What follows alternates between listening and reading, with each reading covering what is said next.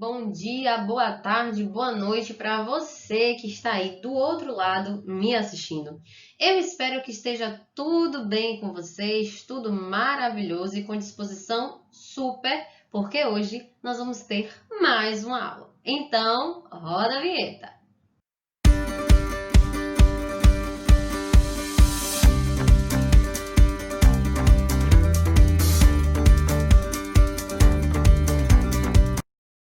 Na aula de hoje, nós vamos falar sobre estequiometria.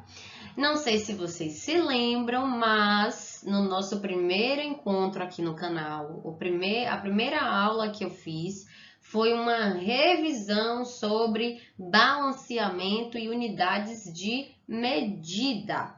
Pois bem, finalmente então nós vamos colocar em prática essa revisão que nós fizemos lá no nosso primeiro encontro.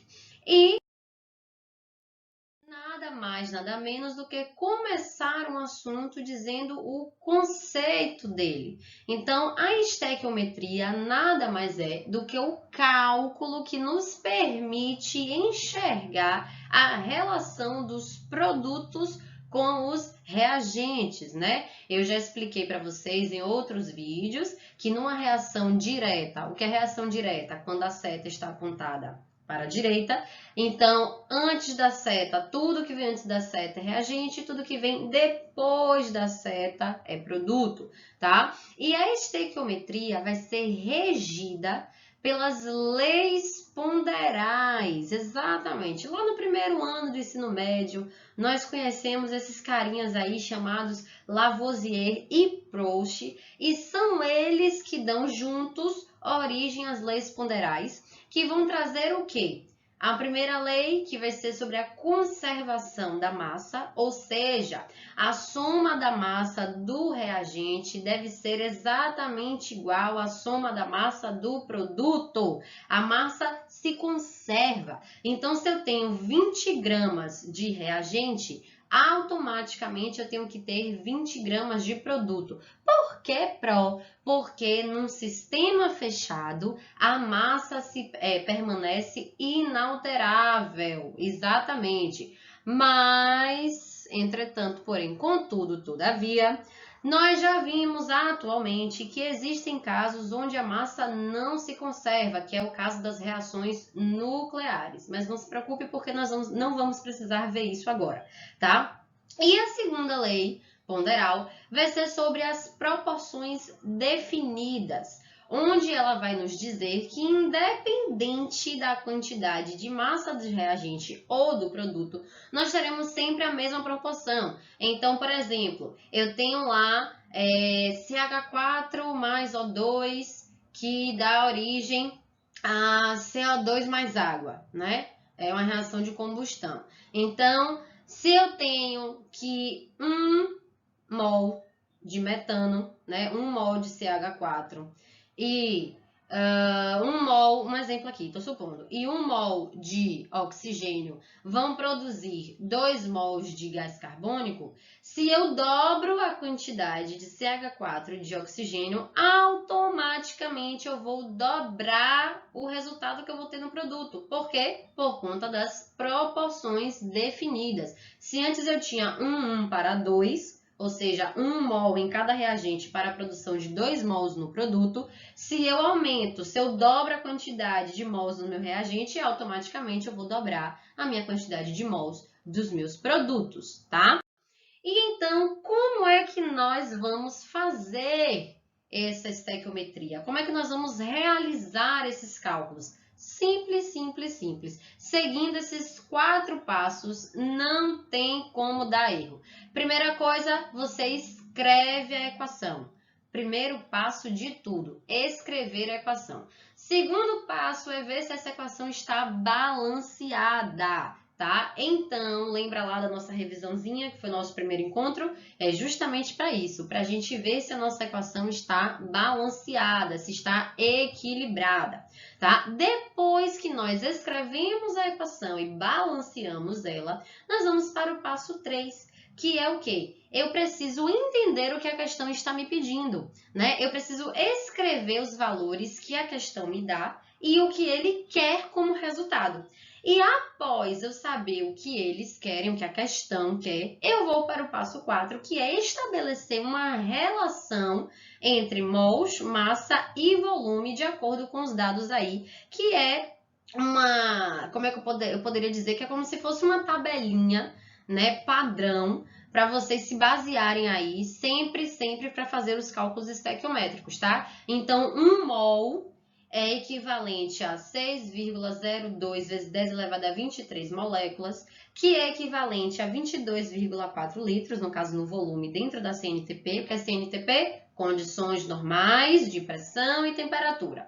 E esse valor vai ser igual à massa do átomo, lá da tabela periódica. Lembrando sempre que a massa do átomo que está lá na tabela periódica está sempre em gramas por mol.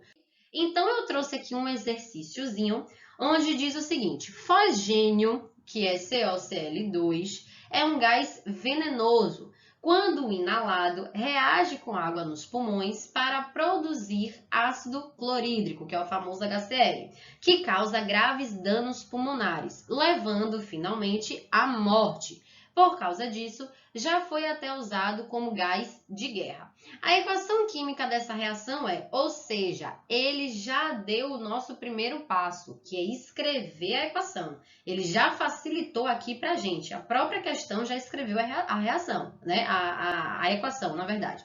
E aí vem a pergunta: se uma pessoa inalar 198 miligramas de fosgênio, a massa do ácido clorídrico em gramas que se forma nos pulmões Então, primeira coisa que nós temos que fazer é escrever a equação, não é isso? Pronto, ele já escreveu a equação para a gente. Segunda coisa que a gente tem que fazer é balancear a equação. Essa equação já está balanceada.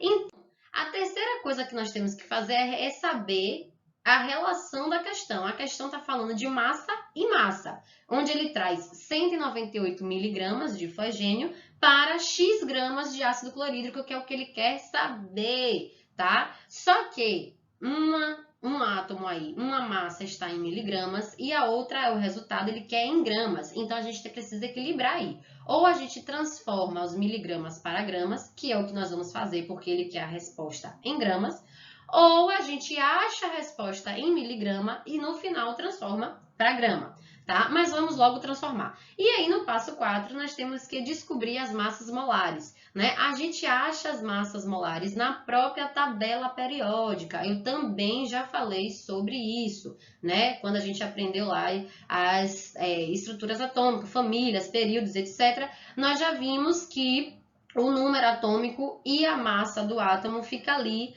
entre a letrazinha que representa esse átomo na tabela periódica, tá? Então, eu já trouxe aqui para vocês os dados onde a massa do carbono é 12, a massa do oxigênio 16, a massa do cloro 35,5 e a massa do hidrogênio 1.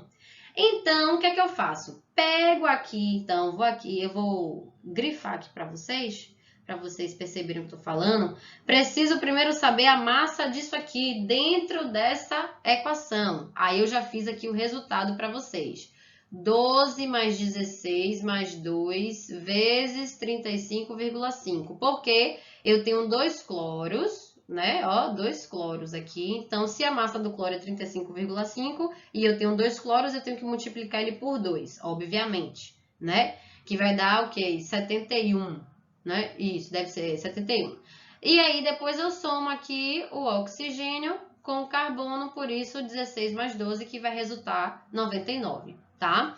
E agora aqui eu vou ter só 1 mais 35,5 no HCl, porque eu não tenho nenhum númerozinho aí para multiplicar, não tenho nenhum átomo a mais, tá? Então, nós temos aí as massas antes da pergunta, né? Propriamente dita. Então, como ser essa relação? Nós vamos colocar aqui 99 gramas de COCl2, que é o que nós tínhamos lá na equação antes da questão pedir o que pediu. E esse COCl2 vai estar relacionado ao valor de HCl. Por que que aqui eu coloquei 2? Porque lá na nossa equação nós vamos ter 2 átomos de ácido clorídrico. Por isso, nós vamos multiplicar por 2 aqui, certo? Vamos pegar aqueles 198 miligramas e transformar em gramas. Então, vai ficar 0,198 para X, que é o que a questão quer saber. Então, aqui eu só tenho que fazer o famoso cruz-credo, aí já vai para matemática, não tem nada a ver com química. A gente faz o cruz-credo, multiplica quem precisa multiplicar, né? 99 vezes X e 73 vezes 0,198, perdão. Quando achamos o resultado da multiplicação, que vai dar aqui 14,454, nós dividimos por 99, porque se a gente quer achar o valor de X, então nós temos que pegar 99 e passar para o outro lado dividindo, tá? E aí nós acharemos então 0,146 gramas, ou em notação científica, que é o caso lá, né, da questão, ele coloca 1,46 vezes 10 elevado a menos 1 gramas. Então, gente, nossa aula de hoje é isto. Não percam a próxima semana. Espero que vocês estejam aqui acompanhando, entendendo. Qualquer dúvida, só colocar aí nas perguntas que eu estarei à disposição para responder, ok? Um beijo e até a próxima aula!